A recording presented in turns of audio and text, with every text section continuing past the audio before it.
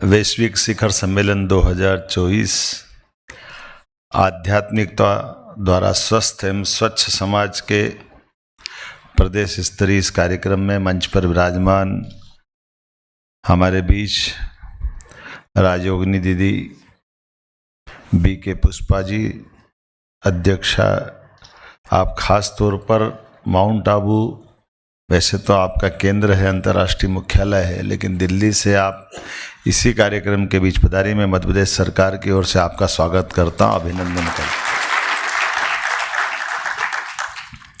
हमारे यशस्वी pro tem speaker रहे मेरे मित्र और बहुत सुयोग्य विधायक श्रीमान रामेश्वर शर्मा जी, हुजूर विधायक, हमारी सबकी दीदी और नगर की प्रथम नागरिक महापौर श्रीमती मालती राय जी, आपका भी वंदन है, अभिनंदन है। बड़ी गौशाला बनवा रही दीदी, बहुत जबरदस्त। कितनी गाय आएगी? 5 से 10 हज़ार गाय तक का, बताओ आप, ये है जोरदार। 10,000 गाय का गौशाला। विराजे विराजे, बहुत अच्छा। आज के इस अवसर पर राजयोगिनी बीके नीता दीदी जी, दिदेशिका ब्रह्म कुमारी, सुख शांति भवन, आपका भी वंदन, अभिनंदन है। बीके राम कुमार, हमारे प्रमुख सचिव जी यहाँ बैठे हैं, जोरदार अभिनंदन। विधानसभा के सिंह साहब, मैं आज के इस अवसर पर आप सबको भी प्रणाम करता हूँ, आप सबका भी स्वागत करता हूँ। विषय तो इतना बड़ा है और इतना गहन गंभीर है, लेकिन ये जिस विषय पे हम बात करने के लिए यहाँ उपस्थित हैं, इस विषय को कराने के लिए सही में हमको कहने के लिए संयुक्त राष्ट्र संघ बना हुआ है, और संयुक्त राष्ट्र संघ में इन सारी बातों को कराने के लिए ऐसा माना जाता है कि विश्व में शांति के लिए, सह अस्तित्व के लिए, विकास के लिए, सब तमाम प्रकार के मानवोचित भाव को जागृत करने के लिए, उस बैनर से काम करने के लिए सेकंड वर्ल्ड वॉर के बाद एक प्लेटफॉर्म बना। उस प्लेटफॉर्म पे बात करने के लिए विश्व के सामने मंच बना, और ये बात सत्य है, ये अभी बना है, लेकिन आदिकाल से भारत की अपनी अंदर की एक गुरुत्व शक्ति है। इसलिए उस गुरुत्व शक्ति में हम सब उस शक्ति के आधार पर दुनिया में पहचान बनाना चाहते, तो कैसे और काहे के लिए बनाना चाहते हैं, वो विषय उसी के अंदर इर्द गिर्द घूमता नजर आएगा। विश्व गुरु बनने की हमारी भारत की सदैव कामना रही है। अब विश्व गुरु का कामना रहेगी, अर्थात पूरी दुनिया के अंदर कोई देश ऐसा नहीं है जिसकी ताकत बड़ी और उसने पड़ोसी को न सताया हो, किसी को कब्जा नहीं किया, किसी को परेशान नहीं किया। जब भी ताकत बढ़ती तो ताकत का सदुपयोग दुरुपयोग जो भी अपन माने, लेकिन हमारे यहाँ एकमात्र दुनिया का ऐसा देश भारत है जिसने कभी किसी पे आक्रमण नहीं किया, कभी किसी को सताया नहीं, कभी किसी को लूटा नहीं। इसीलिए वेद वाक्य भी बोलते सर्वे भवन्तु सुखिनः सर्वे सन्तु निरामया। अब ये जो हमने तो पूरे विश्व की सुख की कामना की है, तो सुख की कामना किस बात के लिए? ये उसी भाव से जिसमें हमारा ये हमारी जिस मार्ग से हम प्रजापति ब्रह्म कुमारी राजयोगिनी के माध्यम से अभी दीदी ने हमको सुनाया, अंतर्मन की ताकत को एकत्रित करके उस ईश्वर से, परमपिता परमेश्वर की सत्ता से हमारा संबंध बन जाए। हमारी इस जीवन की सारी ध्येय तपस्या साधना अंततः हमारे शरीर के साथ आ रही और शरीर के साथ जाएगी, लेकिन शरीर जाएगा। शरीर ये मात्र चोला है। भगवान कृष्ण ने भी 5000 साल पहले गीता में यही कहा, और ये गीता में कहा ऐसा नहीं, हमारे तो आदिकाल से दर्शन ही ऐसा है। हम कभी गीता का अध्याय सुनते हैं, भगवान कृष्ण ने जो अर्जुन को पहला रूप दिखाया, उस रूप की कल्पना करो तो वो रूप उनका जो बताया गया अर्जुन के सामने, उस रूप में लाखों हजारों मुख है, हजारों लाखों मुख से ये सराचर जगत की सारी क्रियाएं देख रहे हैं, तो मूल रूप ही नहीं दिख रहा। अर्जुन की आंखें चौंधिया जाती है, वो समझ नहीं पाता कि ये मैंने विराट रूप दिखाने का बताया, बोला था कि आपने कहा मैं सूर्य से, चंद्र से, पृथ्वी से, इन सब से भी पहले रहा हूं, तो कहाँ रहे हो? आप तो ऐसा लग रहा अभी तो आप आए। तो उन्होंने कहा नहीं, मैं इनसे पहले हूं। तो उन्होंने कहा दिखाओ। तो विराट रूप दिखाना जब उनने चालू किया और वो जो दिव्य भव्य रूप देखा वो भयावह लगा उनको। तो अर्जुन ने फिर दोबारा हाथ जोड़ के कहा कि महाराज ये मैं नहीं देखना चाहता था, मुझे तो आप जो उसके अंदर दिखाओ, इस जो मानव शरीर है।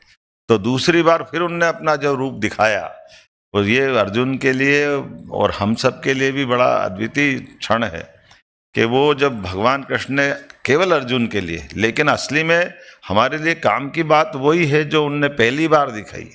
कोई अभी हम मेडिकल साइंस की दृष्टि से कहे, वो समझेंगे कि आज आपके कितने मुख है। तो हमारे इस शरीर, मानव रूपी शरीर के अंदर भी हम आमतौर पे एक मुख बताते हैं, लेकिन एक मुख कहाँ है? हमारे तो रोम रोम में मुख है। स्लाइन चढ़ती तो कहाँ पूछ के चढ़ती है क्या? जान बचती कि नहीं बचती? ये कहाँ से आती है मेडिकल साइंस की दृष्टि? और एक मुख हमारे माँ के गर्भ से होता है, जो गर्भनाल के माध्यम से बाद में हमारे जन्म होते ही उसको बंद करा देते हैं। इसलिए वो नस नाड़ी, हमारे यहाँ कभी हार्ट का ऑपरेशन होता है तो मेडिकल साइंस वाले तुरंत जांघ में से कहीं से नसी निकाल लेते हैं। अब आप कल्पना करो कि जिसमें नस नाड़ी में खून आता जाता हो, वो कैसे उसको काट सकते हैं? लेकिन वो वास्तव में जब शरीर उधर से बढ़ रहा था तो वो नस नाड़ियाँ वहाँ से बनी पड़ी थी, और जब हमारा जन्म हो गया तो उसका वो शरीर के साथ बढ़ती जा रही है, लेकिन वो रिजर्व में है, वो रखी हुई है। तो परमात्मा और मेडिकल साइंस की दृष्टि से कहे कि अगर ये हमारे यहाँ जो कहा गया है यत पिंडे तत् ब्रह्मांडे, अगर हमको ब्रह्मांड समझना है तो हमारे इस पिंड को समझ लो। तो इस पिंड के अंदर की नस नाड़ियों की लंबाई की बात अगर करें तो लंबाई में पूरे पृथ्वी पे 3 आटे लगा दो उसके, इतनी नसें लंबी में इतनी है। तो अपने शरीर के अंदर की ये जो रहस्य है, इन रहस्यों के अंदर जाओ। अब तो मेडिकल साइंस भी कहता है डीएनए टेस्ट कराओ, और डीएनए बाल के अंदर भी डीएनए टेस्ट हो जाता है। और डीएनए की भी विशेषता कैसी है कि एक डीएनए का अगर कोई अपराध करने वाला कोई कारण से मैच कराना हो, एक बाल का 1,00,000वां हिस्सा भी सबसे अच्छा उसका पीस है जिससे टेस्ट करते हैं। तो एक बाल, पहले तो बाल ही नहीं दिखता, बाल दिखे उसके भी 1,00,000वां हिस्सा, यानी उस छोटी सी छोटी रचना में भी ईश्वर ने डीएनए दिया है। ये जो आपने कहा वही तो हो रहा है कि अभी हम इन सारी चीज़ों को समझते समझते वास्तव में अपने अंतर्मन की ताकत को समझें। तो ये दुनिया की उठापटक, दुनिया के भर की, अब आप बताइए, हम सब देख रहे हैं पूरी दुनिया में हाहाकार मचा है। वो एक विचार के बलबूते पे इकट्ठा होने वाला रसिया, जो कई अलग अलग राज्यों के लिए केवल रोटी, कपड़ा और मकान, जीवन के बस 3 निशान, इस बात को लेकर चले, और अंततः कोई ऐसा देश नहीं बनता है जिसको तात्कालिक सीमाओं से बांध सकते हैं। वो सब बिखर गए, बिखर के आपस में कैसे लड़ रहे हैं हमारे सबके सामने है। ऐसे कई देश और ऐसे भी कई देश है, जैसे आज कल्पना करो कि पाकिस्तान, बांग्लादेश, भूटान, नेपाल, तिब्बत, ये अंततः हमारी इनसे संबंध है। आज इनकी भौगोलिक सीमा अलग हो गई, लेकिन कल वापस मिल लेंगे, क्योंकि इनका अपना जीवन, जैसे शरीर से हाथ काट दो तो हाथ जिंदा नहीं रह सकता, पैर काट दो तो पैर जिंदा नहीं रह सकता। अंततः वो तड़फ रहे हैं, क्योंकि उनकी हमारी सह अस्तित्व की भावना के बलबूते पर हजारों साल से पहचान होती आई। लेकिन ये जो आज की शांति के इस अभियान में अगर अपन बात करें, आपने दीदी ने अच्छी कहानी सुनाई, एक छोटी सी कहानी सुनाकर मैं बड़ी बात समाप्त करूँगा। ऐसे ही किसी ने अपने ऐसे कष्टों से घबरा करके ईश्वर से कामना की कि हे ईश्वर, मेरे कष्ट मिटा, मेरे को आपके इस शरण में आना है। ईश्वर ने भी कभी कभी भोलेपन से लक्ष्मी माता के पास बैठे भगवान विष्णु, उनने कहा जितना प्रेम से बोल रहा है, कभी आप इसको भी तो प्रसन्न कर दो, इतना अच्छा भगत आपका है। भगवान विष्णु ने कहा ठीक है, मैं तुम्हारे पास आ जाता हूँ। उसको एहसास कराया कि मैं तुम्हारे साथ चल रहा हूँ। तो फिर वो जरा, जिस भगत की बात थी, अब सांसारिक जीवन में होते तो दिमाग तेज चलने लग जाता है, तो उस भक्त का दिमाग तेज चल गया कि भक्त को भगवान ने एहसास कराया कि मैं तुम्हारे साथ चल रहा हूँ। उन्होंने कहा भगवान, मैं ये कैसे मान लूँ कि मेरे साथ चल रहे हो, कुछ एहसास तो कराओ। अब भगवान ने कहा मैं दिव्य दृष्टि से वाला हूँ और मेरा शरीर दिव्य, तेरी आंखें देखने लायक नहीं है, तू देख नहीं सकता है। उन्होंने कहा नहीं, मेरे को तो दिखाओ तो मानो, नहीं तो नहीं मानो। तो उन्होंने कहा मैं दिखाऊं कैसे तेरे को, लेकिन चलो अब एक काम करता हूँ। एक रेत के पास से वो गुजर रहा था, तो उन्होंने कहा इस रेत पे तू चल, तेरे को मेरे पैर भी दिख जाएंगे, मैं तेरे साथ हूँ। और संयोग ऐसा रहा कि उसके पैर के निशान बनते जा रहे हैं, पास में रेती पे दूसरे पैर के निशान बन गए।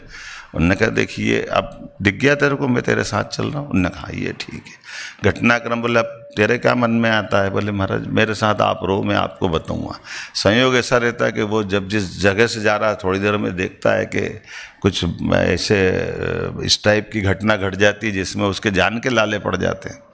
अब जान के लाले पड़ गए तो जब वो जालता आगे निकल के वो पूरा माँ झंझटबाजी से निपट जाती, थोड़ा और आगे पढ़ के देखता तो फिर उसको ध्यान में आता है कि वो भगवान कहाँ गए, अपने को तो झंझट में छोड़ गए अकेले, अभी तो साथ चल रहे थे, मैं ही उलझ गया यहाँ।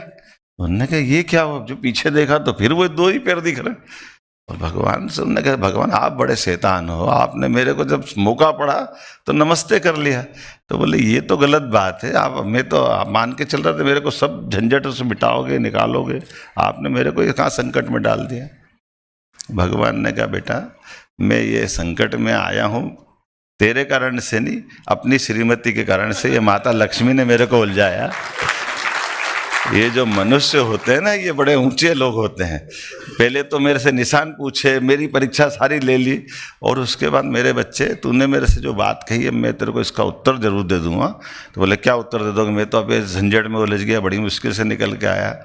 तो उन्होंने कहा बेटा तू नहीं उलझा था, जब तेरी मौत का नंबर आया था तेरे को मैंने गोदी में उठा लिया था, वो तेरे पैर नहीं मेरे पैर बचे हैं, उसके अलावा कोई पैर नहीं है। मेरी अपनी ओर से आज के इस आयोजन में पुनः अभिनंदन, बहुत बहुत धन्यवाद।